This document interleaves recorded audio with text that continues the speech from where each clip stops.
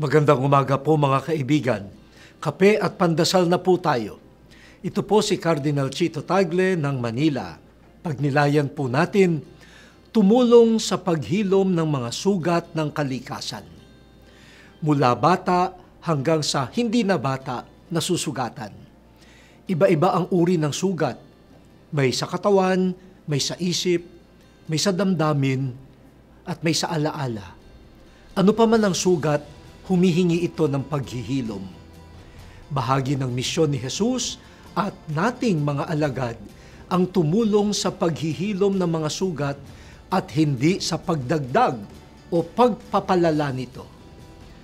Ang kalikasan ay sugatan din dahil sa mali nating pag-iisip at gawin ng buhay. Ang makasariling pagkamkam ng lupa, ang pagdurumi sa dagat, ilog, kalye at himpapawid, ang pamimili ng hindi naman kailangan samantalang nagdarahop ang kapwa, ang pag-aaksaya ng pagkain, gamit at oras, ang pagbubulag-bulagan sa kapwang naghihirap.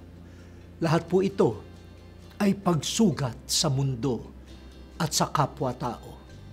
Sa pagbabago ng isip, ugali at estilo ng buhay, tumulong tayo sa paghihilom ng sugatang kalikasan. Salamat o Diyos sa maganda mong nilikha. Alagaan nawa namin ito at hindi sugatan. Amen.